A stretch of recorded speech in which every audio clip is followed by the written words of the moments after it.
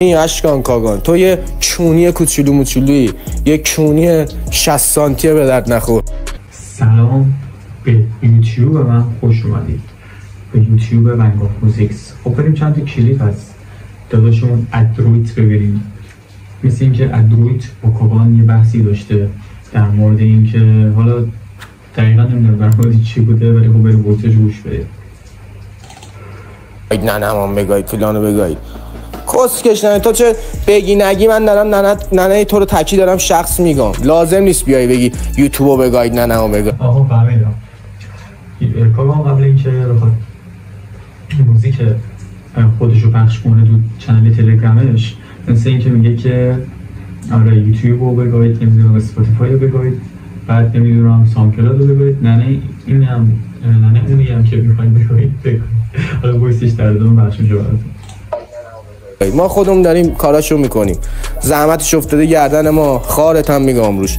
بابا بچه کونیه به درد نخور. برو شیر پاکتی، برو باتری نیم قلمی، برو نون باگت، خیارشون نصفه حرومزاده. برو به حال همه تون میسوزه، به حال توی نون باگت، بنزین زن، اون شایان پشمک، حل هوله ها دیگه، شلوارکی ملوارکی، دلم به حال همه تون میسوزه آجی. چون اون رئیسی که دارید روش فلکس میکنید، اون چاقالی که روش دارید فلکس میکنید، منو خوب میشناسه، خودش خایه نمیکنه بیاد جلو، تخ نداره بیاد جلو.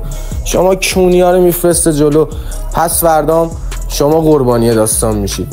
برو بابا کونی، تو کونی اشکان کاگان، تو یه کونی کوچولو موچولویی، یه کونی 60 سانتیه به درد نخور. اینجا کاگان بایستش فرش میشه. اون بایستی که بهش دودیم گفتم نه من چیز نه. آقا یه توضیح هم بدم واسه اونایی که همچنان سعی میکنن نفهمن. ببین بیت من نیست آقا، اصلا نه تایه من. اینه که یه بیتی پخش میشه از کاگان توی چنل، توی اینستاگرامش که تگ داره. خب خودم بیتشو گوش دادم، بالا به من ربطی نداره خب، ولی شبیه یکی از سمپلایی بود. نمیدونم آهنگ About Us خیلی سرچ کنید تو گوگل میاد بالا، آهنگ سمپل اون. حالا سمپل بوده یا نه داره توضیح میده. اصلا نه تایه من بشه نه هیچ. تایه بیت میکر بشه، اسم بیت میکر خورده تو کپشن. بیت خریداری شده توسط من، داده شده به بچه‌ها. حالا من موزیک پرودیوسر کل این پروژه بودم، یعنی حالا مثلا ایده دادم بردم جلو، میکس مستر کردم، کلا به اون نقطه فاینال رسوندمش دیگه. و در نهایت هم که بگاید دیگه آقا، یوتیوبو بگاید، ساوندکلاودو بگاید، اسپاتیفایو بگاید، یعنی این کونی مونیا رو بگاید، همه رو بگاید.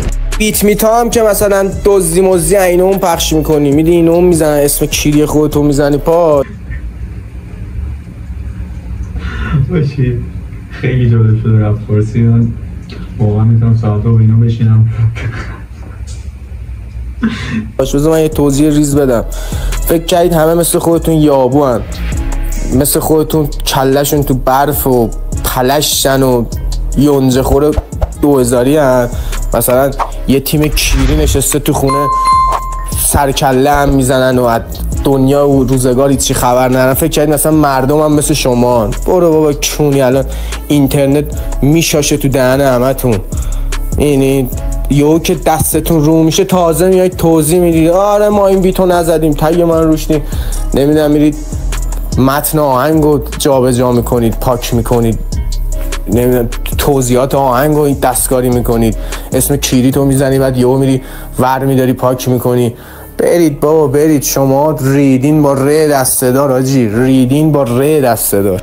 مثلا کونی آخرم میای یه سوتیان، مثلا یه سوتیه قیده واسه بگیره جلو تو ببینیم فیلم.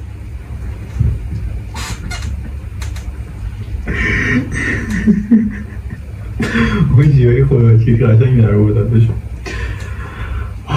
خدا آقا اگه تا اینجا ویدیو حال کردی لایک و سابسکرایب یادت نره. بچه من کلا هر بابا من یه که مثل شما اومدم اینجا دارم ویدیو میبینم، ولی داره پاره میشم از خنده. برو بابا مادر جنده، سوتی هم واسه ننت بخر، حرومزاده بنداش همه پاره شده، کیرم تو دهنت پشتشو گره زده، کسکش واسه من سوتی هم نمیخواد بخری. من خودم داشت بخوام سوتین طلا میبندم، لاتی هم میبندم، پستون دارم اندازه کلت، گوشتو میخورم آجی، میزنم به بر بدن اشغال. مثل شما نیستم مادر جندا یه دونه دیس بذارم وسط، 2 پرس غذا رو بریزیم 4 نفر بریزیم دورش بخوریم. برید بابا کونی قاشق کثیف حرومزاده. حرومزاده من گوشت تو بدنمه، گوشت تو تنمه داداش. تو میگی من کونیم، اگه تو بکنشی بسم الله، میگید من فلانم، بابا تو خودتون میبینید بسم الله. من آجی من واقعا نمیتونم دیگه بخندم. واقعا میگم خیلی خفم، افساش واقعا لاتی و خفن. لفظا رو من مثلا از بچگی تا با الان که مثلا 26 سال سنمه نشنیدم. نمیدونم واقعا لفظا رو از کجا در میاره و اینکه من هر وایس ازش گوش دادم واقعا خفم بود. اون لفظایی که مینداخت چی گفتش الان؟ قاشق کثیف مثلا. پستون من ندارم، بیا به مولا یه پستون هم میزنم رو صورتت خفه میشی بابا چاقال. به مولا با نصف لپ کونم میشینم رو صورتت خفه میشی بابا. بپیچ بابا کونی، شما رو نباید زد که، شما رو فقط باید مسخره کرد. هر به در پیکرتون فقط باید خندید. کسکش پدرو. الان هم این گوها رو دارید میخورید یه ذره موزیک کیریتون شنیده بشه آجی. آره بابا فکر کردید مثلا همه کلشون تو برفه دیگه. نمیدونم دنبال اینی که من یه ذره بیام کس شعر بگم، حداقل فن خودم هم بره اون موزیک کیری تو رو گوش کنه ببینه تو چی انداختی تو موزیک کیریت به ما. برید بابا مهر سوختای کونی. تنهای سرویس. حالا تا اینجا داستان به نظر شما هر واکی هر اینجا حتما کامنت کنیم برام ببینیم چی با من همه دارید می‌بینید. بیفه، حالا بیفه رفی که نمیشه گفت، یه بیفه مثلا عادی. من خودم به شخصه عمومی طرفدار رپ فارسی حقو میدم مثلا به ادروید، چون احساس میکنم آدم صادقیه، یعنی اینکه اهلی نیست بخواد نقش بازی کنه، یه دروغ بگه، هر چی باشه هر چی از درنش باشه میاد میگه، ترسی هم از کسی نداره.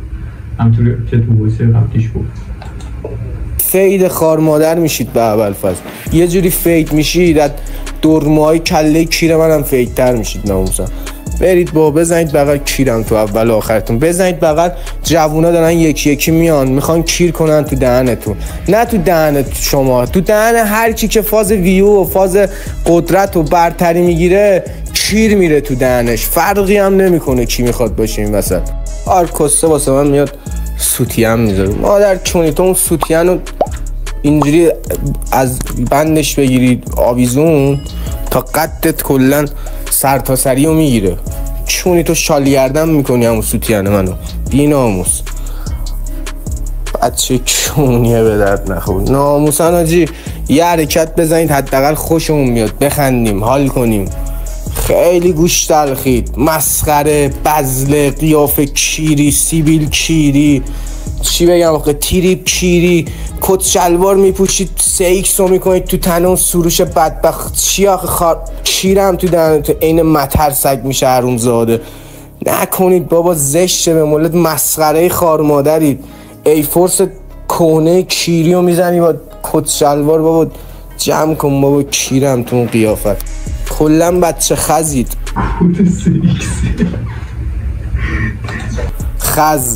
خز می چیه؟ خیلی خز بودن کیریه، جدی دارم میام. اکیپی خزید، نه لباس پوشیدن بلدید، نه تریپ زدن بلدید، نه اصلا نمیدونم چی بگم آجی. ولی بچه های باحالی هستید، من که حال میکنم، یعنی حداقل من میخندم حال میکنم، منو شاد کردید ایول.